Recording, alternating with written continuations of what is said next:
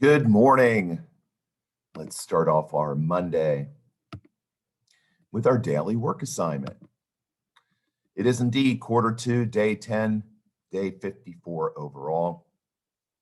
Monday, November 9th, 2020. So what's the election update? Well, unless you've been living under a rock, here's the news. Let's see if I can find it. There's a lot to look at today. Look at that. Oh my goodness. Scroll, scroll, scroll all the way to the end. There we go. The latest results of the election as of this morning, November 9th. Joe Biden and Kamala Harris have been declared president and vice president-elect of the United States of America. The Electoral College vote will be held Monday, December 14th, and inauguration will be held Wednesday, January 20th, 2021. President Trump, though, is commencing with legal challenges and has not conceded defeat. In fact, he plans to tour the country with more rallies to gather support for his fighting of these election results, something that's never happened in American history. So you will be viewing history as the one that apparently lost is now going to be campaigning around the country trying to get people to support him in his fight to challenge these election results. So 290 to 214, we're still waiting for a finale from Georgia, or I believe that'll go up to 303 electoral votes. Looks like everything else has been decided. And Biden is riding with around 4.5 million popular vote lead. So let's go back up here. History is being made, though, and we're living through it. So there's new small teams groups today. You'll find out today who you are with. And I kept the Canvas coursework main page special announcement up about our writing assessment this Thursday. So make sure your parents respond to that. And we have a new novel, which I will not be reading as part of this recording. We'll be reading it in class, and I will start the recording then if you want to see it again. A Wrinkle in Time by Madeleine L'Engle. We'll read the novel together during our morning meeting. The chapters we read will also be at the bottom of this document. And a complete study guide, which we'll also look at this morning. Remember, your dual book report is due Friday the 13th. And that form is still in the module that you can use and make it sparkle with picks and colors and fonts. We are going to have a test on these words this week on the 10 new words, example through invitation. There's a review of a 15-question online test, which is on this website that you can do in your small teams meeting.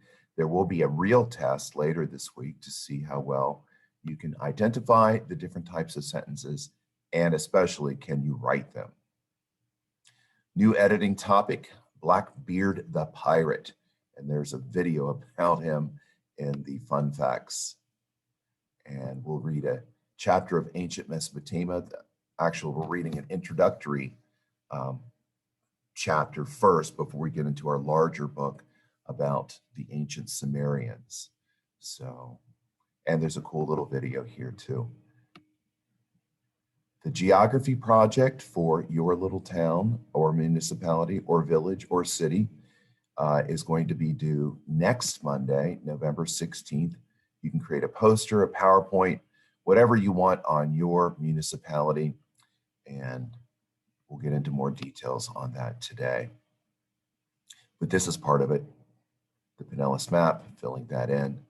Got new riddles today, well, actually visual puzzles, how to your visual acuity or accuracy of looking at these and plugging them into the correct blank spaces on both of those. We have our answers from yesterday, or Friday, sorry, with the winter socks or Christmas stockings, and then the pattern thing over here. And Blackbeard the Pirate is a little informational video, fun facts about the wicked Blackbeard the Pirate. And there is the storm update, Tropical Storm Eta, the estimated time of arrival. Let's see, it looks like it's going to dupe this way and then swing around this way. But, you know, just hold tight. We'll see what tomorrow's update brings. So obviously we're in school today. Nothing's been called off. All right, so you have your pages of what we're reading today, A Wrinkle in Time. And it's a full chapter. It's a pretty long chapter, but we will be reading this in this video right now. So I'm going to stop this share and go to my Kindle.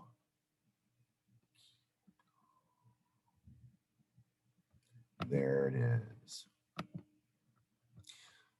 Ancient Mesopotamia, the land between the rivers. Rivers brought water, fertile land, and a means of transportation for ancient civilizations. For Mesopotamia, it was the Tigris and Euphrates rivers. For Egypt, it was the Nile River. And for the Indus Valley civilization, it was the Indus River.